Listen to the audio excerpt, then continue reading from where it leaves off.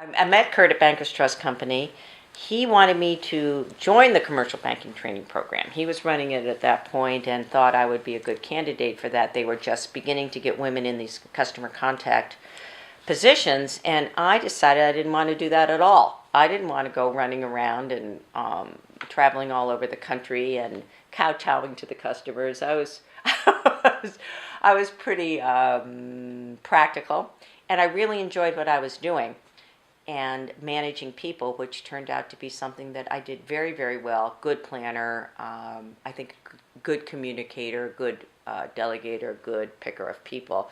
And I can get a lot of things done working through people, and it was very, it was fortuitous that I didn't do that, I would say.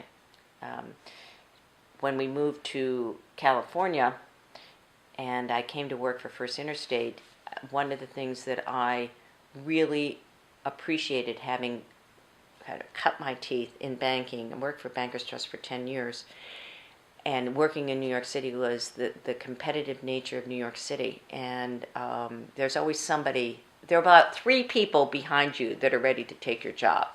And so you really have to be good at what you do in order to be successful there, which I think was excellent training. And Curtis and I, when we came to California, were very surprised at how unsophisticated and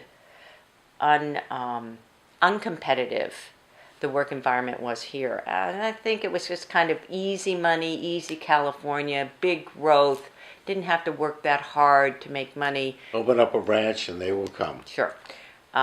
So very interesting. Okay, I wanted to sort of double back on 2 or 3 interesting vignettes. One is in high school. One of the things I forgot to mention was that I was captain of the tennis team. And my junior year, we only lost 1 match. And my senior year, we were undefeated. I never lost a match, 34-0. But we went down and won the New Jersey State Tennis Championships that year. And the guys that played on that team with me are still good friends today. That was one interesting.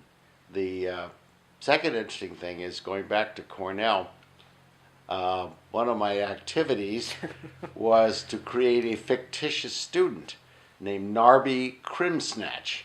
And that's quite a yarn.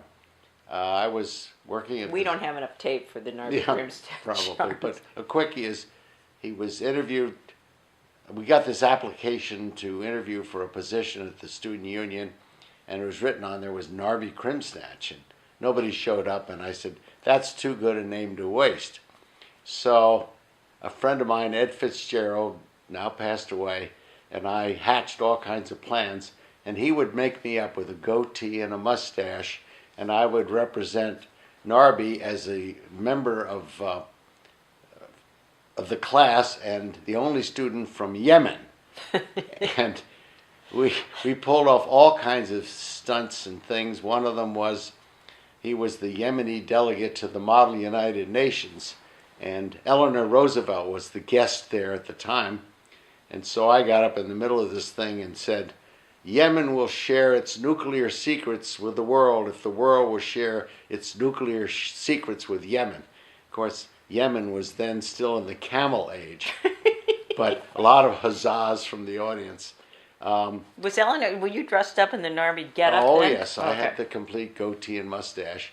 And then I wanted to get Narby into the yearbook, the Cornellian, and I knew that if I showed up with a regular group photography, I would probably be spotted or recognized by some friend.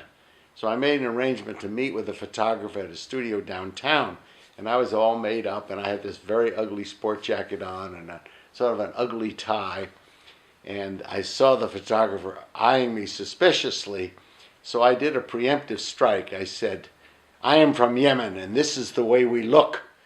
And he backed way off and took my picture, and it got by the editorial board and is now on page 370 of the Cornellian. Many, many, many other stories, Narby stories throughout the last 2 years of school. But when I went in the Army on March 4th, in fact, I sent a postcard to all my friends, on March 4th, I march forth. He was drafted. I was drafted. I took Narby with me. What year? That would be 1957. And so we were at Fort Dix. And I was after basic training, I was in the reception area. So I made up a whole file on Narby, complete with pictures and dog tags and the works. And I got into a slight altercation with the colonel. I won't bore you with that story. And I was transferred to the 3rd Training Regiment, which was infantry basic training. Not a plush job. You're up early and you had long days and long hours. But I was a sort of a stringer for the Fort Dix Post. And so I'd send in these little squibs to the paper about how Narby was the top marksman in the regiment, and how he was the greatest athlete in the regiment, and how he did all kinds of interesting things. And finally, after, I don't know, 6 months or a year, I got a call from the colonel saying, "I'd like to meet this Private Crimsnatch." And I says, "Oh God, now what do I do?" So I said, "I'm sorry, Colonel, Private Crimsnatch isn't here." I said, "Well, where the hell is it?" He said, "Well, we sent him to Fort Devon in Massachusetts, but I think he's gone AWOL." And that's what we did. So the Army is probably still looking for Private Crimsnatch 50, 60 years later. I just want to add one. Narby is still alive and kicking. It's for sure. This thing won't die. But Kyle, my stepson, Kurt's youngest, works for the Ford Foundation. And one of his first jobs in working for the Ford Foundation was he was the archivist. And I think Kurt and Kyle entered Narby Crimsnatch in some paper that he theoretically wrote. Rural living in Yemen or some topic like that. In the archives of the Ford Foundation. So it's still in there unless they digitize the whole thing. But I'll have to talk to him about that one. Yeah. But he's still going, and I've been asked to sort of write Narby's life story, which I've been working on recently, complete with pictures, and the Cornell Library and some other places want this. Times were so different. You know, you didn't have a student ID number, and everything was kind of casual, and everybody sort of trusted everybody. So you could get away with this stuff. One of my friends was a guy named Al Spindler, and he decided to represent Narby in every organization's picture that he could get into in the yearbook. So he made it into 18 different groups, as diverse as Hillel, Newman Club, and the InterVarsity Christian Fellowship, the Pomology Club, the Varsity Managers Club, and the list went on. And they caught him, so they had his name Alan Spindler in 16 of them, but Narby's name persevered in 2 of them. One was Women's Student Government, and the other was, I've forgotten, but so Narby lives on today. I think that was one of kind of the joys of the 50s, though, is that you could have a lot of fun. And which is something that I'm not so sure exists today. I think you're right, because we had a Cornell humor magazine called The Widow, and the 60s came and The Widow went away. And we were too passionate. We had to save the world and get us out of terrible situations, and I think we kind of had to grow up a little faster, maybe. Well, because of the war, it was awful. That too, but I think humor sort of lost its place in our society, and even today it hasn't come back to the extent. And humor is just so relaxing, and when everything is so intense, I think humor is something that this country needs badly.